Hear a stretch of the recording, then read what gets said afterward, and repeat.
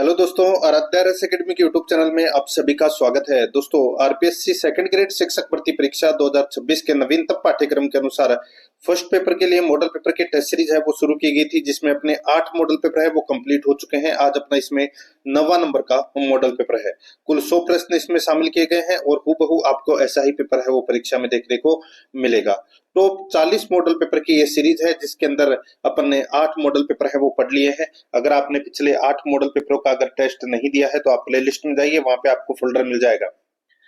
RPSC second grade first paper model paper के नाम से वहां फोल्डर बना हुआ है, तो आप वहां जाकर पिछले मॉडल पेपरों का टेस्ट है वो अवश्य दें। साथ ही दोस्तों, आराध्या रस एकेडमी के यूट्यूब चैनल को सब्सक्राइब नहीं किया तो सब्सक्राइब जरूर करें, बेल आइकन को दबाएं, क्लास को लाइक और अपने दोस्तों के पास में शेयर जरूर करें। तो चलिए दोस्तों, शुरू करते हैं आज का अपना 9वां नंबर का मॉडल पेपर। ये देखिए, ये परीक्षा पैटर्न है वो रहने वाला है। 40 प्रश्न राजस्थान जीके के होंगे, 10 प्रश्न राजस्थान करंट अफेयर के, 30 प्रश्न विश्व और भारत के सामान्य ज्ञान से संबंधित होंगे और 20 प्रश्न है वो मनोविज्ञान से संबंधित होंगे। देखिए, सबसे पहले अपन भाग 1 में राजस्थान का भौगोलिक, ऐतिहासिक, सांस्कृतिक और सामान्य ज्ञान से संबंधित 40 प्रश्न है वो पढ़ेंगे, बिल्कुल सिलेबस के अकॉर्डिंग। तो यहाँ पर देखिए, पहला प्रश्न देखिए, झालावाड़ से बीकानेर की ओर सीधी रेखा में यात्रा करते हुए आप निम्न में से किस प्रकार के भौतिक स्वरूपों के क्रम का अवलोकन करेंगे। झालावाड़ से बीकानेर की ओर सीधी रेखा में यात्रा करते हुए आप निम्न में से किस प्रकार के भौतिक स्वरूपों के क्रम का अवलोकन करेंगे। तो यहाँ पर इसमें राइट आंसर हो जाएगा वो है, देखिए, झालावाड़ से बीकानेर की तरफ जा रहे हैं, यानी कि अपन नीचे से ऊपर की तरफ जा रहे हैं, दक्षिण से उत्तर की तरफ। तो दक्षिण में तो दोस्तों इसमें हाड़ौती पठार आएगा, फिर आएगा दोस्तों इसमें बनास बेसिन और फिर आ जाएगा इसमें मध्य अरावली। तो यहाँ पर इसमें राइट आंसर क्या हो जाएगा, डी नंबर का जो ऑप्शन है वो इसका बिल्कुल सही उत्तर इसमें हो जाएगा। आगे देखिए, सेकंड नंबर का प्रश्न है, अर्धशुष्क जलवायु वाला जिला कौन सा है। अर्धशुष्क जलवायु वाला जिला है वो कौन सा है। तो यहाँ पर इसमें राइट आंसर हो जाएगा, अर्धशुष्क जलवायु वाला जिला है वो दोस्तों जोधपुर है। ठीक है, देखिए, जोधपुर का जो कुछ भाग है वो दोस्तों शुष्क जलवायु में भी आता है और अधिकतर हिस्सा है वो दोस्तों अर्धशुष्क क्षेत्र में आता है। तो यहाँ पर इसमें राइट आंसर हो जाएगा डी नंबर का जो ऑप्शन है वो इसका बिल्कुल सही उत्तर इसमें हो जाएगा।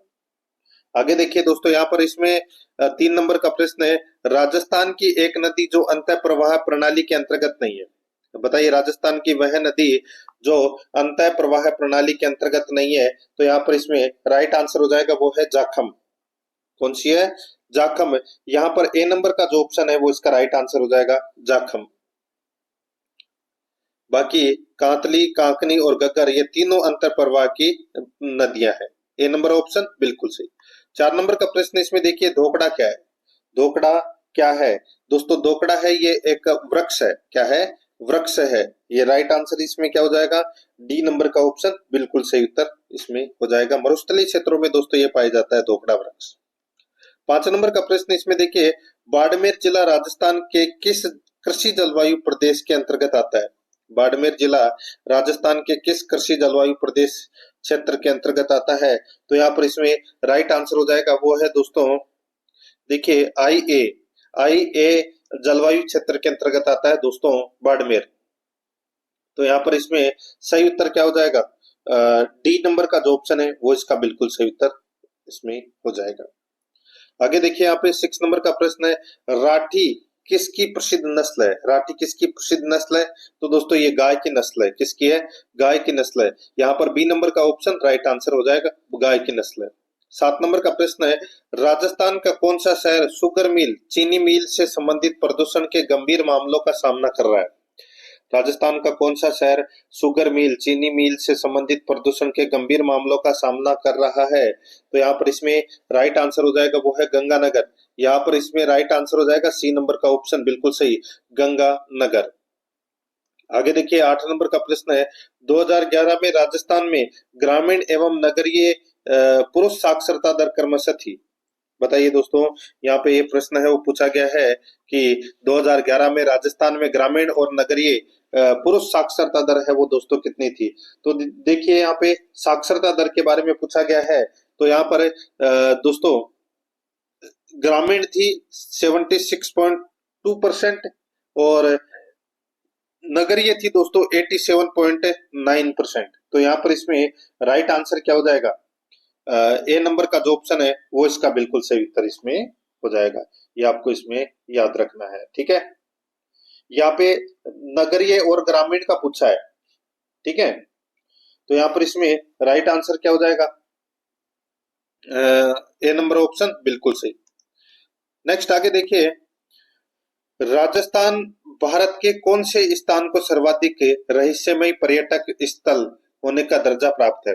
बताइए, राजस्थान या भारत के कौन से स्थान को सर्वाधिक रहस्यमय पर्यटक स्थल होने का दर्जा प्राप्त है? तो वो है दोस्तों भानगढ़।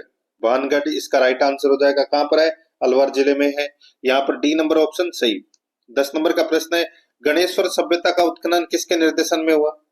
तो गणेश्वर सभ्यता का उत्खनन है ये दोस्तों आर.सी. अग्रवाल के निर्देशन में हुआ। यहाँ पर डी नंबर का जो ऑप्शन है वो इसका राइट आंसर हो जाएगा, आर.सी. अग्रवाल के निर्देशन में। नेक्स्ट आगे देखिए, यहाँ पे 11 नंबर का प्रश्न है, राजस्थान की कौन सी सभ्यता बनास, बेडज, गंभीरी और कोठारी नदियों के तटों और घाटियों में फैली हुई थी?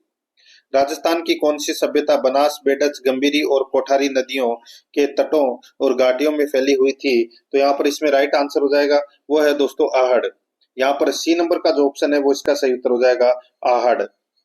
आगे देखिए, यहाँ पे 12 नंबर का प्रश्न है, चौहान राजवंश के संस्थापक शासक हैं। चौहान राजवंश के संस्थापक शासक हैं तो वो कौन है? तो यहाँ पर इसमें राइट आंसर हो जाएगा वो है वासुदेव चौहान। वासुदेव चौहान ने दोस्तों 551 ईस्वी में चौहान राजवंश की स्थापना की थी। डी नंबर का ऑप्शन बिल्कुल सही। 13 नंबर का प्रश्न इसमें देखिए, किस रणथंबोर शासक ने दिल्ली सल्तनत के जलालुद्दीन खिलजी को परास्त किया था, लेकिन अंततः 1301 में उन्हें अलाउद्दीन खिलजी से पराजित होना पड़ा था? बताइए, जलालुद्दीन खिलजी को दोस्तों किसने पराजित किया था? तो यहाँ पर इसमें सही उत्तर हो जाएगा वो है दोस्तों हमीर देव चौहान ने। हमीर देव चौहान ने दोस्तों जलालुद्दीन खिलजी को परास्त किया था। और फिर दोस्तों 1301 ईस्वी में अलाउद्दीन खिलजी ने वापस रणथंबोर पर आक्रमण किया और जीत गया था। तो यहाँ पर इसमें राइट आंसर हो जाएगा बी नंबर का ऑप्शन बिल्कुल सही। आगे देखिए, यहाँ पे 14 नंबर का प्रश्न है, शासक बनने से पहले कौन कीका के नाम से जाना जाता था? शासक बनने से पहले कौन कीका के नाम से जाना जाता था? तो राइट आंसर हो जाएगा महाराणा प्रताप। महाराणा प्रताप है वो कीका के नाम से जाने जाते थे। बी नंबर का ऑप्शन सही।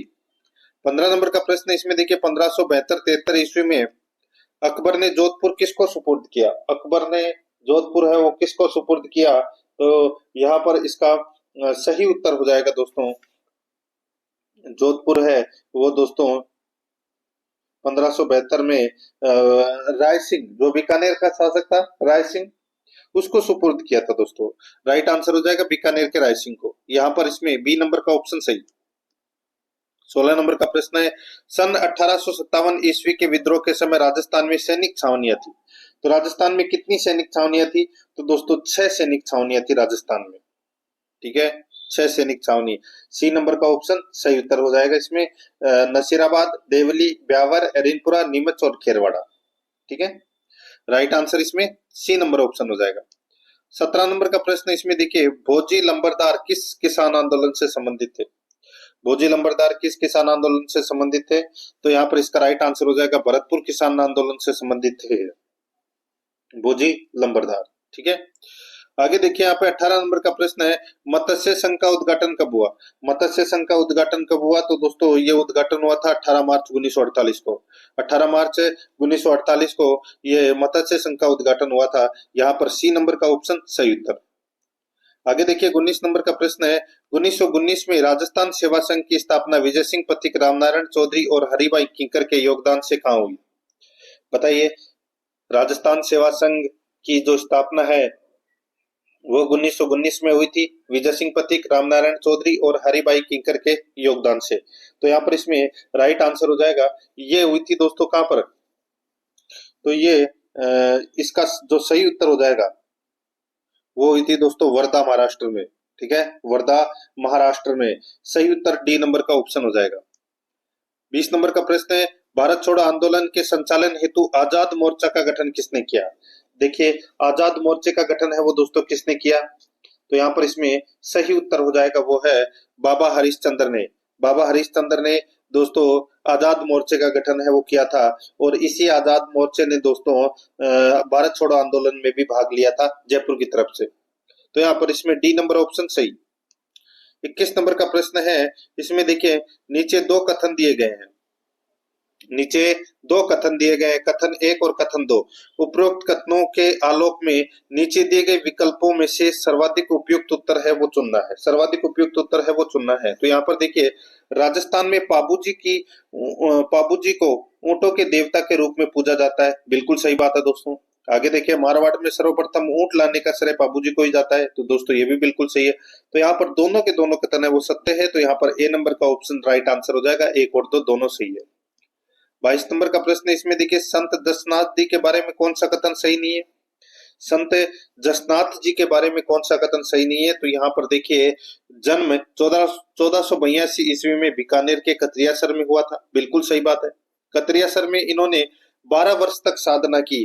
तो दोस्तों देखिए कतरियासर में नहीं की थी इन्होंने 12 वर्ष तक साधना, इन्होंने दोस्तों जो गोरम मालिया है बीकानेर के अंदर, ये गोरम मालिया, एक बार मैं आपको बता देता हूं, गोरम मालिया, सॉरी गोरख मालिया, गोरख मालिया, ठीक है, ये बीकानेर में पड़ता है। यहां पर तपस्या की थी दोस्तों 12 वर्षों तक। तो यहाँ पर कतरियासर में इन्होंने 12 वर्ष तक साधना की, ये कथन है वो गलत हो जाएगा। 1506 ईस्वी में इन्होंने कतरियासर में समाधि ली, बिल्कुल सही बात है। इनके उपदेश सिंधु धड़ा व कांडा नामक ग्रंथ में संग्रहित है, तो दोस्तों ये भी बिल्कुल सही बात है। तो यहाँ पर इसमें सही उत्तर क्या हो जाएगा, वो है बी नंबर का ऑप्शन राइट आंसर हो जाएगा, क्योंकि ये कथन है वो दोस्तों इसमें गलत है। आगे देखिए यहाँ पर 23 नंबर का प्रश्न है, गोरा बादल महल व नवलखा बुर्ज कहाँ स्थित है? गोरा बादल महल और नवलखा बुर्ज कहाँ पर स्थित है? तो दोस्तों ये कहाँ पर है? तो इसका सही उत्तर हो जाएगा ये चित्तौड़गढ़ में है दोस्तों। कहाँ पर है? चित्तौड़गढ़ में। ए नंबर का ऑप्शन सही, चित्तौड़गढ़। 24 नंबर का प्रश्न है, मेवाड़ चित्रकला शैली का सबसे प्राचीन चित्रित ग्रंथ है। मेवाड़ चित्रकला शैली का सबसे प्राचीन चित्रित ग्रंथ है, तो वो कौन सा है? तो वो है दोस्तों श्रावक प्रतिक्रमण सूत्र चूर्णी, श्रावक प्रतिक्रमण सूत्र चूर्णी ग्रंथ है। तो यहाँ पर इसमें डी नंबर का ऑप्शन राइट आंसर हो जाएगा। 25 नंबर का प्रश्न है, इसमें देखिए प्रसिद्ध घोटिया अम्बा का मेला राजस्थान के किस जिले से संबंध है? प्रसिद्ध घोटिया अम्बा का मेला राजस्थान के किस जिले से संबंध है? यहाँ पर इसमें सही उत्तर हो जाएगा वो है बांसवाड़ा में। यहाँ पर डी नंबर का जो ऑप्शन है वो इसका राइट आंसर हो जाएगा। घोटिया अम्बा का मेला कहाँ पर है? तो ये बांसवाड़ा में। डी नंबर का ऑप्शन बिल्कुल सही। 26 नंबर का प्रश्न, इसमें देखिए मेमंद आभूषण कहाँ पहना जाता है? मेमंद आभूषण दोस्तों ये महिलाओं के सिर का आभूषण है, सिर का आभूषण है, तो राइट आंसर हो जाएगा सिर पर पहना जाता है। ए नंबर ऑप्शन सही। नेक्स्ट आगे देखिए बमरसिया नृत्य प्रसिद्ध है। बमरसिया नृत्य कहाँ का प्रसिद्ध है? तो दोस्तों ये अलवर और भरतपुर क्षेत्र में ये किया जाता है बमरसिया नृत्य मुख्य रूप से। तो यहाँ पर इसमें राइट आंसर हो जाएगा अलवर भरतपुर। ए नंबर ऑप्शन सही। 28 नंबर का प्रश्न है, सुमेलित कीजिए। एक तरफ रचनाकार है और दूसरी तरफ है उनकी रचना दे रखी है। अब अपने को यहाँ पर सुमेलित करना है, ठीक है, यानी कि किसकी कौन सी रचना है। देखिए जयनक भट्ट की जो रचना है वो कौन सी है? तो दोस्तों जयनक भट्ट ने पृथ्वीराज विजय ग्रंथ है वो लिखा था, पृथ्वीराज विजय है वो ग्रंथ लिखा था। और नयन चंद्र सूरी के द्वारा दोस्तों हमीर महाकाव्य ग्रंथ है वो लिखा गया था, हमीर महाकाव्य। राजशेखर के द्वारा दोस्तों राजशेखर के द्वारा प्रबंध कोश ग्रंथ है वो लिखा गया था, और चंद्रशेखर के द्वारा सुरजन चरित ग्रंथ है वो लिखा गया। तो यहाँ पर इसमें राइट आंसर हो जाएगा 3 2 1 4, 3 2 1 4 इसका राइट आंसर हो जाएगा सी नंबर का ऑप्शन बिल्कुल सही। 29 नंबर का प्रश्न इसमें देखिए बूंदी शैली, कोटा शैली, झालावाड़ उपशैली राजस्थानी चित्रकला को किस श्रेणी में वर्गीकृत किया गया है?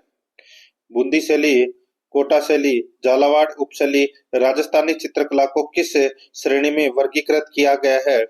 तो यहाँ पर इसमें सही उत्तर हो जाएगा वो है हाड़ौती स्कूल। यहाँ पर सी नंबर का जो ऑप्शन है वो इसका बिल्कुल सही उत्तर हो जाएगा हाड़ौती स्कूल। नेक्स्ट आगे देखिए 30 नंबर का प्रश्न है, राज्यपाल पद हेतु न्यूनतम आयु सीमा निर्धारित है। राज्यपाल पद हेतु न्यूनतम आयु सीमा निर्धारित है, तो यहाँ पर इसमें सही उत्तर हो जाएगा वो है, बताइए। तो इसका जो सही उत्तर हो जाएगा वो है इसमें 35 वर्ष। 35 वर्ष इसका राइट आंसर हो जाएगा, ए नंबर का ऑप्शन सही। 31 नंबर का प्रश्न है, इसमें देखिए कौन राजस्थान के राज्यपाल के द्वारा नियुक्त नहीं किए जाते हैं। राजस्थान के राज्यपाल द्वारा कौन नियुक्त नहीं किए जाते हैं। तो दोस्तों यहाँ पर देखिए राज्य लोक सेवा आयोग के अध्यक्ष बिल्कुल राज्यपाल द्वारा नियुक्त किया जाता है। राजस्थान उच्च न्यायालय के न्यायाधीश गलत हो जाएगा। राजस्थान उच्च न्यायालय के जो न्यायाधीशों की नियुक्ति है वो राष्ट्रपति द्वारा की जाती है, राज्यपाल के द्वारा नहीं। राजस्थान के कैबिनेट मंत्री, राज्य पोषित विश्वविद्यालय के कुलपति, ये दोनों भी दोस्तों राज्यपाल द्वारा नियुक्त किए जाते हैं। तो यहाँ पर इसमें राइट आंसर बी नंबर का ऑप्शन हो जाएगा, ये असत्य कथन है। आगे देखिए यहाँ पे संविधान में राज्य के मुख्यमंत्री का कर्तव्य निर्धारित है। संविधान में राज्य के मुख्यमंत्री का कर्तव्य निर्धारित है, तो ये कौन से अनुच्छेद में है। तो दोस्तों ये अनुच्छेद 167 में, अनुच्छेद 167 में मुख्यमंत्री के कर्तव्य है वो निर्धारित है। यहाँ पर डी नंबर का ऑप्शन राइट आंसर हो जाएगा। 33 नंबर का प्रश्न, इसमें देखिए निम्नांकित में से राजस्थान के कौन से मुख्यमंत्री बनने से पूर्व किसी भी मंत्री परिषद में मंत्री नहीं रहे। निम्नांकित में से राजस्थान के कौन से मुख्यमंत्री बनने से पूर्व किसी भी मंत्री परिषद में मंत्री नहीं रहे। तो दोस्तों यहाँ पर देखिए इसमें देखिए जयनारायण व्यास और दोस्तों यहाँ पर देखिए बरकतुल्ला खान ये रहे हैं, मोहनलाल सुखड़िया भी रहे हैं, भैरव सिंह शेखावत ये नहीं रहे। ठीक है, तो यहाँ पर ए और डी यानी कि कौन मुख्यमंत्री बनने से पूर्व किसी भी मंत्री परिषद में मंत्री नहीं रहे, तो जयनारायण व्यास और भैरव सिंह शेखावत ये नहीं रहे हैं दोस्तों। तो यहाँ पर इसमें राइट आंसर हो जाएगा ए और डी यानी कि बी नंबर का ऑप्शन राइट आंसर हो जाएगा, ए और डी। 34 नंबर का प्रश्न है, राजस्थान लोक सेवा आयोग के अध्यक्ष को निलंबित किया जा सकता है। राजस्थान लोक सेवा आयोग के अध्यक्ष को निलंबित किया जा सकता है, तो ये निलंबित है, ये राजस्थान के राज्यपाल द्वारा निलंबित किया जा सकता है। यहाँ पर सी नंबर का जो ऑप्शन है वो इसका राइट आंसर हो जाएगा, राजस्थान के राज्यपाल द्वारा अध्यक्ष को निलंबित किया जा सकता है। ठीक है, लेकिन उसको दोस्तों हटाने की जो प्रक्रिया है यानी कि जो पद से हटा सकता है वो राष्ट्रपति होता है। ठीक है, तो यहां पर इसमें राइट आंसर क्या हो जाएगा। तो दोस्तों इसका जो सही उत्तर हो जाएगा सी नंबर का ऑप्शन सही उत्तर। आगे देखिए 35 नंबर का प्रश्न है, निम्न में से कौन राजस्थान के मुख्य सचिव रहे। मुख्य सचिव कौन रहे, तो दोस्तों यहाँ पर देखिए इसमें मुख्य सचिव कौन रहे हैं, वी नारायणन रहे, किशनपुरी भी रहे, सांवलदान उज्ज्वल भी रहे, लेकिन यहाँ पे मगराज कल्ला ये नहीं रहे। तो यहाँ पर इसमें राइट आंसर क्या हो जाएगा, 1 2 3। 1 2 3 सही है, सी नंबर का ऑप्शन राइट आंसर हो जाएगा। 36 नंबर का प्रश्न है, इसमें देखिए निम्नलिखित सूची फर्स्ट को सूची सेकंड से सुमेलित कीजिए। एक तरफ अधिनियम और अधिसूचना दे रखी है, दूसरी तरफ उनसे संबंधित वर्ष दे रखे हैं, सुमेलित करना है। देखिए मानवाधिकार संरक्षण अधिनियम कब बना था, तो दोस्तों ये बना था 1993 में। ठीक है, और राज्य मानवाधिकार आयोग का गठन कब हुआ था, तो ये हुआ था दोस्तों 1999 में। और मानवाधिकार संरक्षण संशोधन अधिनियम, मानवाधिकार संरक्षण संशोधन अधिनियम ये दोस्तों 2006 में बना था। और राजस्थान राज्य मानवाधिकार आयोग के बारे में अधिसूचना है, ये दोस्तों 2000 में, सन 2000 में। तो यहाँ पर इसमें राइट आंसर क्या हो जाएगा, 2 3 4 1। 2 3 4 1 इसका बिल्कुल सही उत्तर हो जाएगा। ए नंबर का ऑप्शन बिल्कुल सही उत्तर हो जाएगा, 2 3 1 4। 37 नंबर का प्रश्न, इसमें देखिए ग्राम सभा की गणपूर्ति कितनी है। ग्राम सभा की गणपूर्ति कितनी है, तो दोस्तों गणपूर्ति है वो कुल सदस्य संख्या का 10वां भाग, कुल सदस्य संख्या का 10वां भाग। सी नंबर का ऑप्शन राइट आंसर हो जाएगा। 38 नंबर का प्रश्न है, इसमें देखिए राजस्थान पंचायती राज अधिनियम 1994 की किस धारा को संशोधित कर ग्राम सेवक के स्थान पर ग्राम विकास अधिकारी अभिव्यक्ति को प्रतिस्थापित किया गया। देखिए पहले ग्राम सेवक के स्थान पर जो पद का नाम बदलकर ग्राम विकास अधिकारी है वो कर दिया गया। तो ये राजस्थान पंचायती राज अधिनियम 1994 की किस धारा के या किस धारा को संशोधित करके ये किया गया है। तो दोस्तों यहाँ पर इसमें जो सही उत्तर हो जाएगा वो है धारा 89। धारा 89 में ये संशोधन है वो किया गया है। यहाँ पर इसमें बी नंबर का ऑप्शन सही। 39 नंबर का प्रश्न, इसमें देखिए वर्तमान में राजस्थान में कौन सी विधानसभा कार्यरत है। तो कौन सी विधानसभा कार्यरत है, तो यहाँ पर इसमें राइट आंसर हो जाएगा 16वीं विधानसभा है वो कार्यरत है। सी नंबर का ऑप्शन राइट आंसर हो जाएगा। 40 नंबर का प्रश्न है, इसमें देखिए भारत के संविधान के अनुच्छेद 368 बी के उपबंधों के तहत यदि कोई विधायक भारत की संसद द्वारा पारित होने के पश्चात राजस्थान विधानसभा के पास संकल्प द्वारा अनुसमर्थन के लिए आता है तो बताइए दोस्तों। यहाँ पे अच्छा प्रश्न है दोस्तों। यहाँ पर जो प्रश्न है वो पूछा गया है कि भारत के संविधान के अनुच्छेद 368 बी के उपबंधों के तहत यदि कोई विधेयक भारत की संसद द्वारा पारित होने के पश्चात राजस्थान विधानसभा के पास संकल्प द्वारा अनुसमर्थन के लिए आता है तो 3 कथन दे रखे हैं। बताना है कि दोस्तों इनमें से कौन सा सही है। ठीक है, कौन सा इसमें सही है। विधानसभा संकल्प पारित करती है। विधानसभा है वो दोस्तों क्या करती है, संकल्प पारित करती है। बिल्कुल सही बात है दोस्तों। ठीक है, आगे देखिए विधानसभा संकल्प अस्वीकार कर सकती है, ये भी बिल्कुल सही है। ऐसे संकल्प में कोई संशोधन प्रस्तावित नहीं किया जा सकता है, तो दोस्तों ये भी बिल्कुल सही है। तो कूट भाषा के माध्यम से अपने को उत्तर देना था, तो इसमें सारे ही सही है, सारे ही सही है। तो यहाँ पर इसमें राइट आंसर हो जाएगा डी नंबर का ऑप्शन बिल्कुल सही। 1 2 3 तीनों ही सही है। अब अपन दोस्तों भाग 2 के अंदर विश्व और भारत के भूगोल के संबंधित भूगोल नहीं, विश्व और भारत के सामान्य ज्ञान से संबंधित, सामान्य ज्ञान से संबंधित दोस्तों 30 प्रश्न है वो पढ़ेंगे बिल्कुल सिलेबस के अकॉर्डिंग। यहाँ पर देखिए 41 नंबर का प्रश्न है, निम्नलिखित को सुमेलित कीजिए। एक तरफ घास भूमि है, दूसरी तरफ देश दे रखा है। अब अपने को यह बताना है कि कौन से देश में कौन सी घास के मैदान है वो पाए जाते हैं। देखिए दोस्तों यहाँ पे पंपास घास के मैदान है वो दोस्तों कहाँ पाए जाते हैं। पंपास घास के मैदान है ये दोस्तों अर्जेंटीना में पाए जाते हैं ये। ठीक है, और पेरीज जो घास के मैदान है, पेरीज घास के मैदान है ये उत्तरी अमेरिका में पाए जाते हैं दोस्तों। ठीक है, तो ये इसमें संयुक्त राज्य अमेरिका हो जाएगा। डाउन्स घास के मैदान है ये ऑस्ट्रेलिया महाद्वीप में पाए जाते हैं, तो ये ऑस्ट्रेलिया में हो जाएगा। और वेल्ड घास के मैदान है ये दोस्तों दक्षिण अफ्रीका में पाए जाते हैं।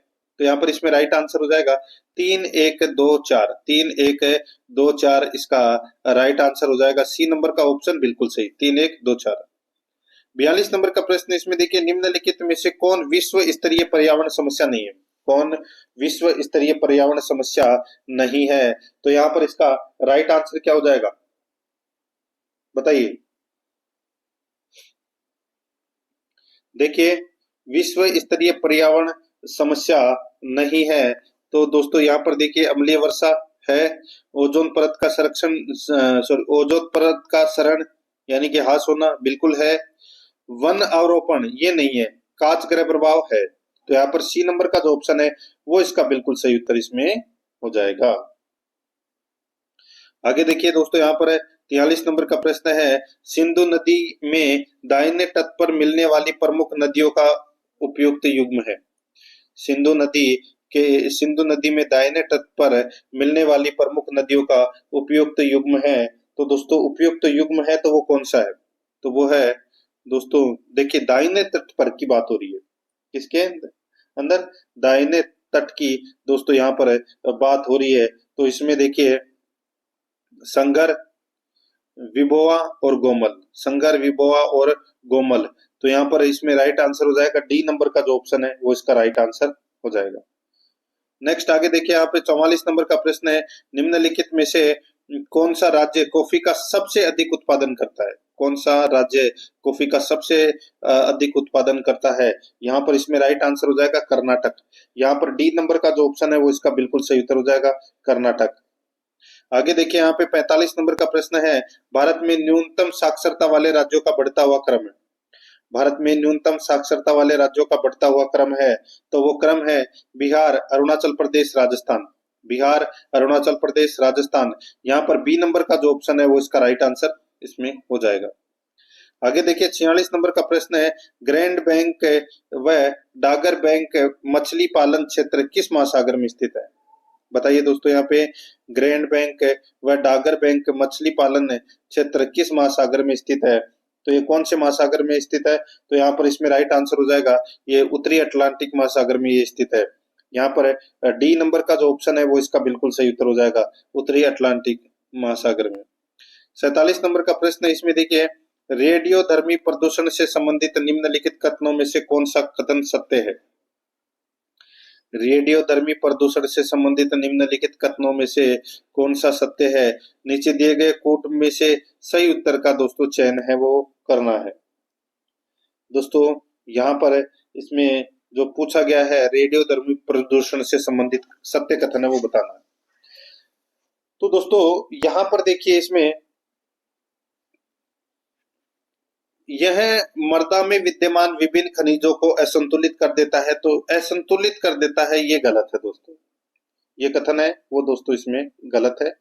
बाकी देखिए, यह पशुओं में आनुवंशिक परिवर्तन लाता है, बिल्कुल सही है। यह रक्त संचार में वेदांत पैदा करता है, बिल्कुल सही है। यह कैंसर पैदा करता है, बिल्कुल सही है। तो यहाँ पर 2, 3, 4 कथन है वो क्या है? सत्य है। यानी कि डी नंबर का जो ऑप्शन है वो इसका राइट आंसर हो जाएगा।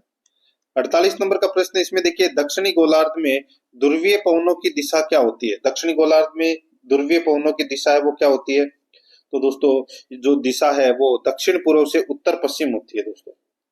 दक्षिण पूर्व से उत्तर पश्चिम की ओर होती है। यहाँ पर सी नंबर का ऑप्शन राइट आंसर हो जाएगा। 49 नंबर का प्रश्न, इसमें देखिए, निम्नलिखित कथनों पर विचार कीजिए। उपयुक्त में से कौन से कथन सत्य है? उपयुक्त में से कौन से कथन है वो सत्य है, वो दोस्तों अपने को यहाँ पर बताना है। देखिए, पश्चिम बंगाल भूटान तथा नेपाल की सीमाओं से लगा हुआ है। पश्चिम बंगाल है वो दोस्तों भूटान तथा नेपाल की सीमाओं से लगा हुआ है। तो यहाँ पर ये कथन है वो दोस्तों क्या हो जाएगा? अपने को सत्य कथन बताना है। ठीक है, तो बिल्कुल सही बात है। देखिए, भूटान से सीमा बनाने वाले भारत के जो राज्य हैं वो पश्चिम बंगाल है, सिक्किम है, असम है, अरुणाचल प्रदेश है, बिल्कुल सही बात है। ठीक है, और दोस्तों यहाँ पर देखिए, मिजोरम बांग्लादेश और म्यांमार की सीमाओं से लगा हुआ है। मिजोरम है वो बांग्लादेश और म्यांमार की सीमा से लगा हुआ है, बिल्कुल सही बात है दोस्तों। आगे देखिए, असम भूटान तथा बांग्लादेश की सीमाओं से लगा हुआ है, बिल्कुल सही बात है दोस्तों, ये भी सही है। असम है वो भूटान और बांग्लादेश की सीमा से लगा हुआ है। तो यहाँ पर इसमें राइट आंसर क्या हो जाएगा? उपरोक्त सभी कथन है वो सत्य है। डी नंबर का ऑप्शन राइट आंसर हो जाएगा। 50 नंबर का प्रश्न है, इसमें देखिए, वर्षा ऋतु में तमिलनाडु तट के शुष्क रहने का यह क्या कारण है? वर्षा ऋतु में तमिलनाडु तट के शुष्क रहने का या शुष्क रहने के कारण है। तो यहाँ पर इसमें राइट आंसर क्या हो जाएगा? बताइए, नीचे दिए गए कोड का प्रयोग करके सही उत्तर का अपने को क्या करना है? चयन करना है। दोस्तों यहाँ पर आप देख सकते हैं, इसमें यह दक्षिण पश्चिम मानसून की अरब शाखा में या अरब शाखा के वृष्टि छाया क्षेत्र में स्थित है। ठीक है दोस्तों, ये यहाँ पे देखिए, यह दक्षिण पश्चिम मानसून की अरब सागर शाखा के वृष्टि छाया क्षेत्र में स्थित है। ठीक है, तमिलनाडु की बात हो रही है दोस्तों यहाँ पर, तो बिल्कुल सही है। आगे देखिए, तमिलनाडु का तट बंगाल की खाड़ी की मानसूनी पवनों के समानांतर पड़ता है, बिल्कुल सही बात है। दोनों के दोनों सही है, तो यहाँ पर इसमें राइट आंसर है सी नंबर का ऑप्शन सही उत्तर हो जाएगा। एक और दो दोनों सही है। 51 नंबर का प्रश्न, निम्नलिखित में से कौन सा उद्योग बॉक्साइट को कच्चे माल के रूप में प्रयोग करता है? बॉक्साइट को कच्चे माल के रूप में प्रयोग करता है, तो यहाँ पर इसमें सही उत्तर हो जाएगा वो है एल्यूमिनियम। यहाँ पर इसमें सी नंबर का ऑप्शन बिल्कुल सही उत्तर हो जाएगा, एल्यूमिनियम। 52 नंबर का प्रश्न, इसमें देखिए, निम्न में से या निम्न में किस कारण से सकल राष्ट्रीय उत्पादन हमेशा विशुद्ध राष्ट्रीय उत्पादन से अधिक रहता है?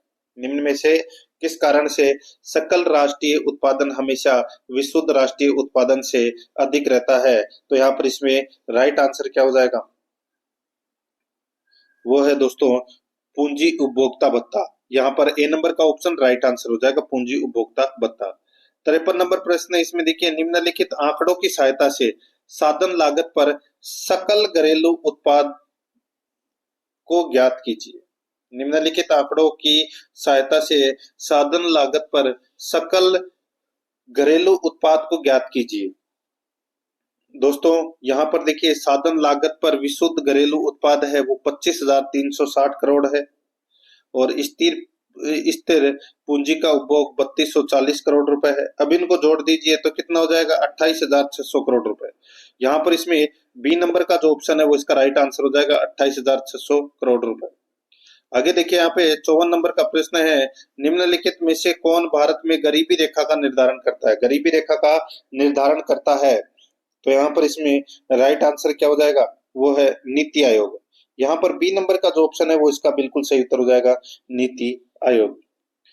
55 नंबर का प्रश्न है, इसमें देखिए निम्न में से शुद्ध समीकरण कौन सा है? निम्न में से शुद्ध समीकरण कौन सा है? तो शुद्ध समीकरण हो जाएगा दोस्तों जीएनपी बराबर सी प्लस आई प्लस जी प्लस एक्स माइनस एम।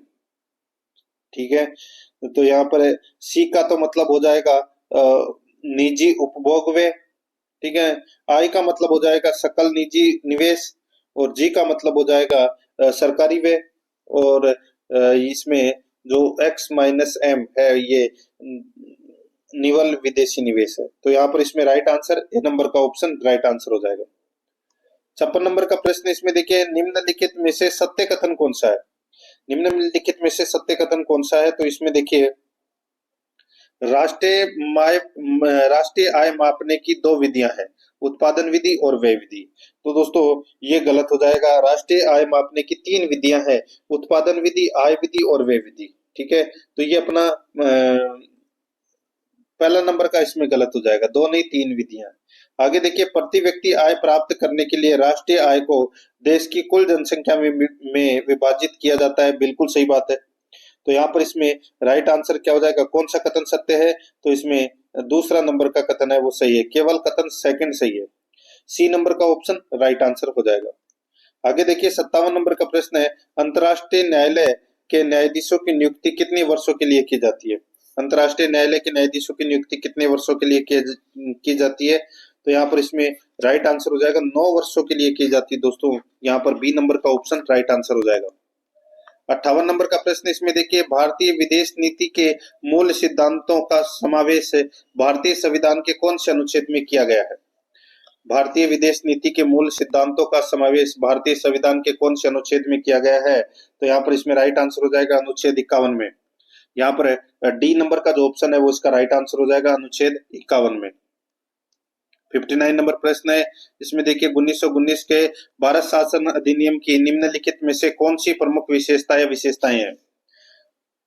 बताइए 1919 के भारत शासन अधिनियम की निम्नलिखित में से कौन सी प्रमुख विशेषताएं हैं, वो अपने को दोस्तों यहाँ पर बताना है, और कूट भाषा के अंदर उत्तर देना है। ठीक है, किसमें देना है?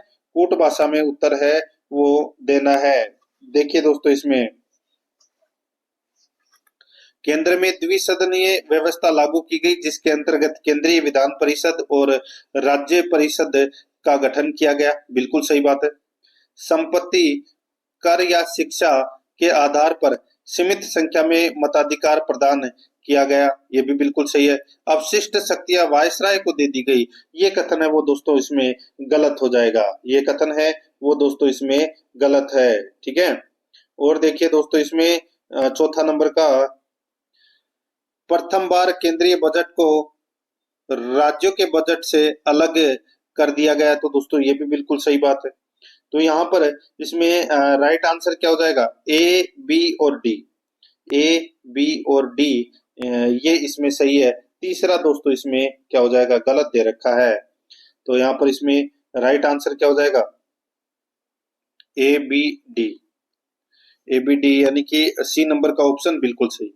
आगे देखिए 60 नंबर का प्रश्न है, भारत और अमेरिकी संघवाद में जिस एक बिंदु पर समानता पाई जाती है वह है। भारत और अमेरिकी संवाद में जिस एक बिंदु पर समानता पाई जाती है वह है दोस्तों केंद्र और राज्यों के बीच विवाद में सर्वोच्च न्यायालय विवाद निपटाता है। केंद्र और राज्यों के बीच विवाद में सर्वोच्च न्यायालय विवाद निपटाता है। यहाँ पर ए नंबर का ऑप्शन बिल्कुल सही उत्तर हो जाएगा। 61 नंबर का प्रश्न है, इसमें देखिए राज्य के नीति निर्देशक तत्व संविधान की आत्मा है। राज्य के नीति निर्देशक तत्व संविधान की आत्मा है जो संविधान के सामाजिक दर्शन को समाविष्ट करते हैं। उपरोक्त कथन कहा गया था, उपरोक्त कथन है वो कहा गया था, तो ये कहा गया था ग्रेनविल ऑस्टिन द्वारा, ग्रेनविल ऑस्टिन द्वारा। यहाँ पर डी नंबर का जो ऑप्शन है वो इसका बिल्कुल सही उत्तर इसमें हो जाएगा। 62 नंबर का प्रश्न, इसमें देखिए निम्नलिखित में से किसने अपने राजनीतिक जीवन में भारत के प्रधानमंत्री के पद का यानी कि भारत के प्रधानमंत्री का पद एक बार से अधिक समयांतर के बाद सुशोभित किया। निम्नलिखित में से किसने अपने राजनीतिक जीवन में भारत के प्रधानमंत्री का पद एक बार से अधिक समयांतर के बाद सुशोभित किया?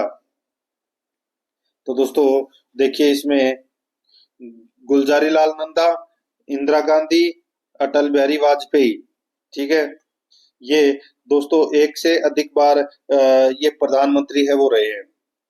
तो यहाँ पर इसमें राइट आंसर क्या हो जाएगा? ए, सी और डी। ए, सी,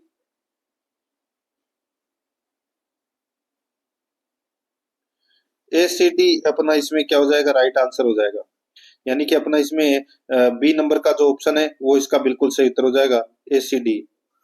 नेक्स्ट आगे देखिए आप 63 नंबर का प्रश्न है, इसमें देखिए 123 यानी कि 123 समझौता एवं हाइड एक्ट किससे संबंधित है? तो ये किससे संबंधित है? ये दोस्तों भारत अमेरिका असैनिक परमाणु समझौते से संबंधित है। डी नंबर का ऑप्शन राइट आंसर हो जाएगा। 64 नंबर का प्रश्न है, नाथुल्ला दर्रा को भारत चीन के मध्य व्यापार हेतु कब खोला गया था? नाथुला दर्रा को भारत चीन के मध्य व्यापार हेतु कब खोला गया था? तो दोस्तों ये खोला गया था 2006 में। यहाँ पर डी नंबर का ऑप्शन राइट आंसर हो जाएगा 2006 में। 65 नंबर का प्रश्न है, निम्नलिखित में से कौन सा कथन वैश्वीकरण के संदर्भ में असत्य है? कौन सा कथन वैश्वीकरण के संदर्भ में असत्य है? तो यहाँ पर देखिए यह एक आयामी अवधारणा है, यह एक आयामी अवधारणा है। यहाँ पर डी नंबर का जो ऑप्शन है वो इसका राइट आंसर इसमें हो जाएगा। बाकी इसमें वैश्वीकरण का बुनियादी लक्षण प्रवाह है। वैश्वीकरण प्रक्रिया वर्ष 1991 से अस्तित्व में आई। प्रसिद्ध समाज शास्त्री रॉबर्टन को वैश्वीकरण का जनक माना जाता है। तो ये तीनों कथन है वो दोस्तों इसमें क्या है?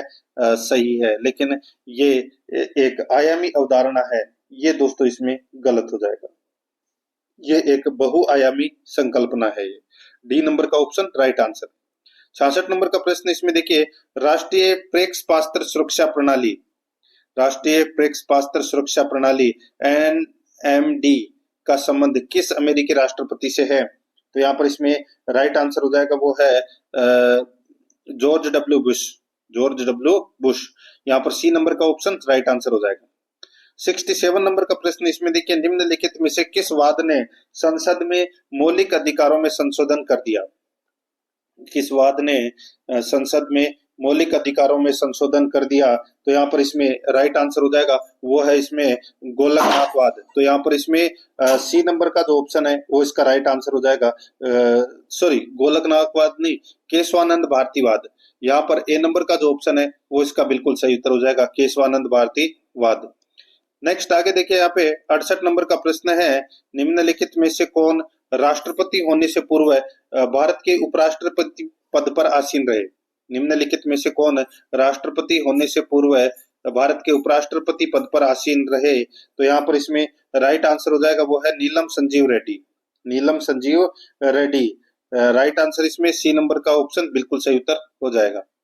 आगे देखिए 69 नंबर का प्रश्न है, निम्नलिखित में से कौन सा एक मौलिक कर्तव्य नहीं है? कौन सा एक मौलिक कर्तव्य नहीं है वो दोस्तों अपने को यहाँ पर बताना है। यहाँ पर देखिए राष्ट्रगान का सम्मान करना, राष्ट्रीय संपत्ति का बचाव करना, ये दोनों क्या है? मौलिक कर्तव्य हैं। लेकिन यहाँ पर दोस्तों देखिए राष्ट्रीय महत्व के स्थानों और स्मारकों की रक्षा करना ये मौलिक कर्तव्य नहीं है। बाकी प्राकृतिक वातावरण का संरक्षण और सुधार करना ये मौलिक कर्तव्य है। तो यहाँ पर इसमें राइट आंसर सी नंबर का ऑप्शन बिल्कुल सही उत्तर हो जाएगा। 70 नंबर का प्रश्न इसमें देखिए, निम्नांकित में से कौन सा सही सुमेलित नहीं है, कौन सा युग्म सही सुमेलित नहीं है, वो दोस्तों अपने को यहाँ पर बताना है। एक तरफ दोस्तों यहाँ पर देखिए आधिकारिक यात्रा है और दूसरी तरफ वर्ष दे रखा है। अब अपने को दोस्तों यहाँ पर क्या करना है, सुमेलित किए हुए हैं पहले से ही, लेकिन अपने को कौन सा सुमेलित नहीं है वो बताना है। देखिए दोस्तों यहाँ पर इसमें जो भारतीय विदेश मंत्री अटल बिहारी वाजपेयी की चीन यात्रा है वो दोस्तों 1969 में की गई थी क्या? ये गलत है, ये की गई थी दोस्तों 1979 में, यानी कि 1979 में, ठीक है। दूसरा देखिए, भारतीय प्रधानमंत्री राजीव गांधी की चीन यात्रा 1988 में और चीन के प्रधानमंत्री ली पेंग की भारत यात्रा 1991 में की गई थी और चीन के राष्ट्रपति जियांग जेमिन की भारत यात्रा 1996 में की गई थी। तो यहाँ पर इसमें राइट आंसर क्या हो जाएगा, ए नंबर का ऑप्शन राइट आंसर हो जाएगा, क्योंकि ये सही सुमेलित नहीं है। अब दोस्तों अपन यहाँ पे भाग 3 के अंदर राजस्थान करंट अफेयर से संबंधित 10 प्रश्न है वो पढ़ेंगे बिल्कुल सिलेबस के अकॉर्डिंग। देखिए 71 नंबर का प्रश्न है, राजस्थान खनिज अन्वेषण में एआई और एमएल के उपयोग हेतु किन संस्थानों के मध्य समझौते किए जा रहे हैं? बताइए, राजस्थान खनिज अन्वेषण में एआई और एमएल के उपयोग हेतु किन संस्थानों के मध्य समझौते किए जा रहे हैं? तो यहाँ पर इसमें राइट आंसर हो जाएगा आईआईटी हैदराबाद और आईआईटी आईएसएम धनबाद के संस्थानों से दोस्तों समझौते हैं वो किए जा रहे हैं। यहाँ पर इसमें सी नंबर का जो ऑप्शन है वो इसका बिल्कुल सही उत्तर हो जाएगा। आगे देखिए दोस्तों, जल जीवन मिशन के तहत राजस्थान में स्वीकृत नौनेरा एवं परवान कावड़ परियोजनाओं की कुल लागत कितनी है? बताइए, जल जीवन मिशन के तहत राजस्थान में स्वीकृत नौनेरा एवं परवान कावड़ परियोजना की कुल लागत कितनी है? तो वो है दोस्तों 5,184 करोड़, 5,184 करोड़ रुपए। यहाँ पर इसमें सी नंबर का ऑप्शन सही उत्तर। आगे देखिए, राजस्थान में बाल विरोधी या बाल विवाह विरोधी अभियान के तहत कितने उच्च जोखिम वाले जिलों की पहचान की गई है? राजस्थान में बाल विवाह विरोधी अभियान के तहत कितने उच्च जोखिमों या जोखिम वाले जिलों की पहचान की गई है? तो यहाँ पर इसमें राइट आंसर हो जाएगा वो है 38 है। तो यहाँ पर इसमें डी नंबर का जो ऑप्शन है वो राइट आंसर हो जाएगा 38। 74 नंबर का प्रश्न इसमें देखिए, जयपुर में आयोजित निवेशक शिविर किस संस्था द्वारा आयोजित किया गया? बताइए दोस्तों, जयपुर में आयोजित निवेशक शिविर किस संस्था द्वारा आयोजित किया गया? तो दोस्तों ये आईईपीएफए संस्था द्वारा आयोजित है वो किया गया। सी नंबर का ऑप्शन राइट आंसर हो जाएगा। 75 नंबर का प्रश्न इसमें देखिए, हरिमाऊ शक्ति सैन्य अभ्यास किन दो देशों के बीच आयोजित होता है? हरिमाऊ सैन्य शक्ति अभ्यास, हरिमाऊ शक्ति सैन्य अभ्यास किन दो देशों के बीच आयोजित होता है? तो ये भारत और मलेशिया के बीच में ये आयोजित होता है। राइट आंसर इसमें सी नंबर ऑप्शन हो जाएगा। आगे देखिए, राजस्थान में फिरोजपुर फिटर नहर के पुनर्निर्माण का शिलान्यास किसने किया? तो दोस्तों ये किया राजस्थान के मुख्यमंत्री भजनलाल शर्मा ने। राइट आंसर इसमें सी नंबर का जो ऑप्शन है वो इसका राइट आंसर इसमें हो जाएगा, यह आपको इसमें याद रखना है। आगे देखिए दोस्तों, यहाँ पर है राज्यपाल हरिभाऊ बागड़े के आदेशानुसार राजभवन का नाम यानी कि नया नाम क्या रखा गया है? राज्यपाल हरिभाऊ बागड़े के आदेशानुसार राजभवन का नया नाम है वो क्या रखा गया है? तो यहाँ पर इसमें राइट आंसर हो जाएगा वो है दोस्तों लोक भवन। लोक भवन है वो अब कहा जाएगा इसको। राइट आंसर हो जाएगा यहाँ पे बी नंबर का ऑप्शन सही। आगे देखिए, नई चेतना 2.0 अभियान की अवधि क्या है? नई चेतना 4.0 अभियान की अवधि क्या है? तो वो है दोस्तों 25 नवंबर से 23 दिसंबर। 25 नवंबर से 23 दिसंबर, यहाँ पर इसमें बी नंबर का ऑप्शन राइट आंसर हो जाएगा। आगे देखिए, हाल ही में wooden handicraft common facility centre का निर्माण किस जिले में किया गया है? हाल ही में wooden handicraft common facility centre का निर्माण किस जिले में किया गया है? तो ये किया गया है दोस्तों जोधपुर में। यहाँ पर इसमें राइट आंसर बी नंबर का ऑप्शन हो जाएगा, जोधपुर में। 80 नंबर का प्रश्न इसमें देखिए, भारत के दूसरे अंतर्राज्यीय बाघ स्थानांतरण में बाघिन को कहां से कहां स्थानांतरित किया गया?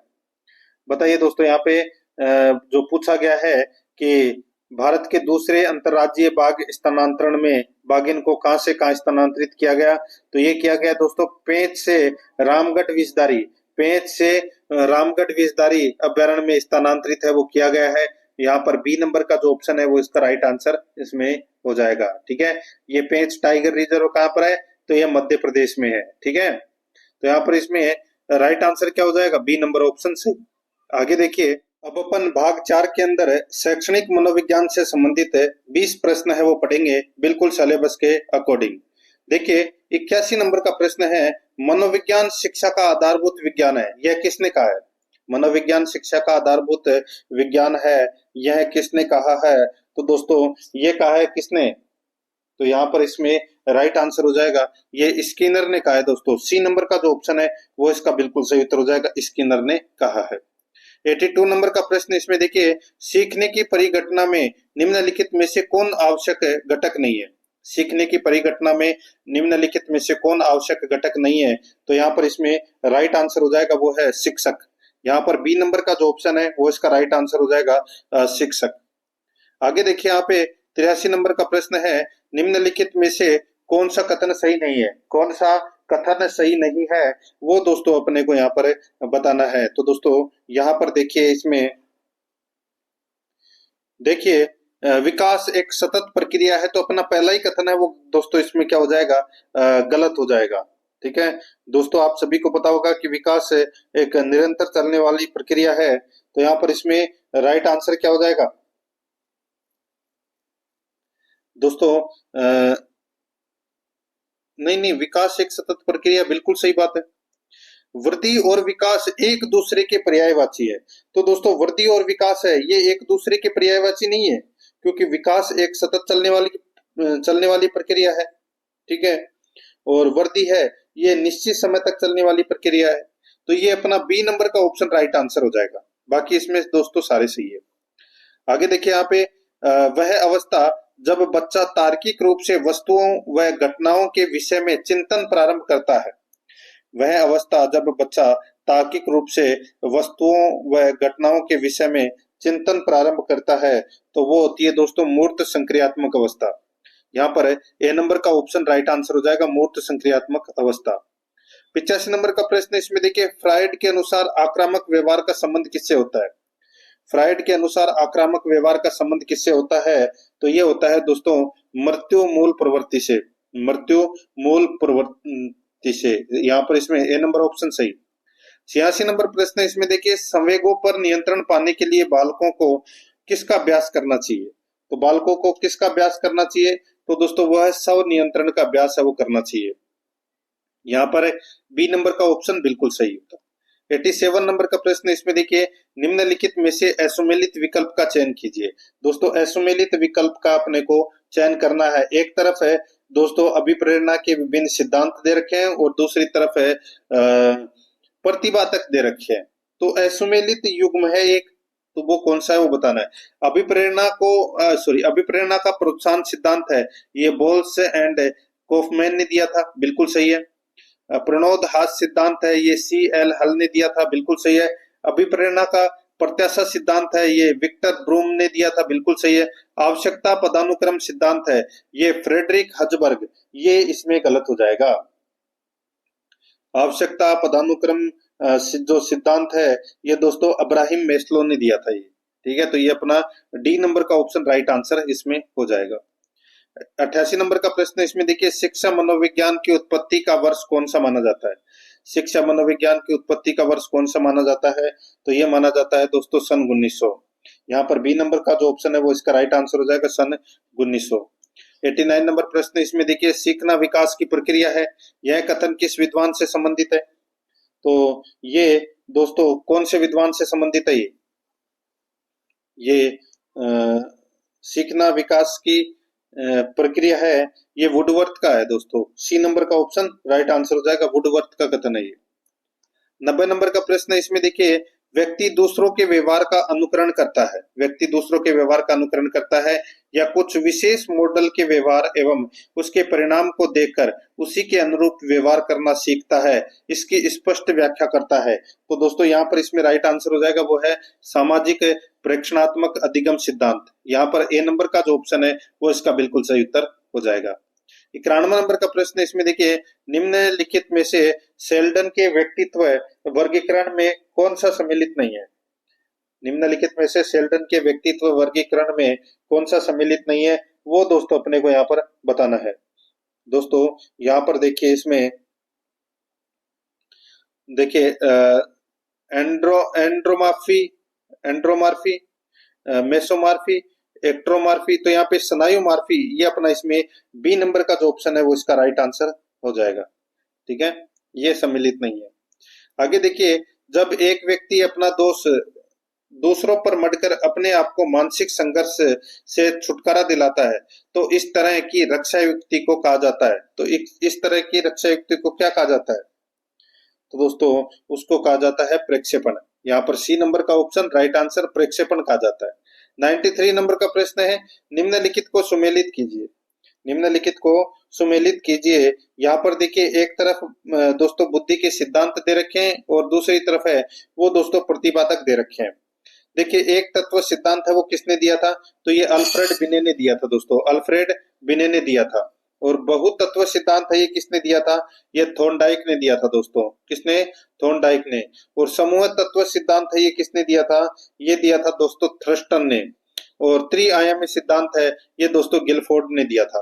तो यहाँ पर इसमें राइट आंसर क्या हो जाएगा, वो है बी सी नहीं बी डी सी ए, BDCA अपना इसमें राइट आंसर हो जाएगा, BDCA। ये देखिए डी नंबर का ऑप्शन अपना राइट आंसर हो जाएगा। 94 नंबर का प्रश्न इसमें देखिए सृजनात्मक बालक में निम्न में से कौन सा गुण नहीं पाया जाता है। तो कौन सा गुण नहीं पाया जाता है, तो दोस्तों इसमें सीमित रुचियां हैं, सीमित रुचियों वाला गुण है वो नहीं पाया जाता। सी नंबर का ऑप्शन बिल्कुल सही। 95 नंबर का प्रश्न इसमें देखिए निम्नलिखित में से समस्यात्मक बालक नहीं है।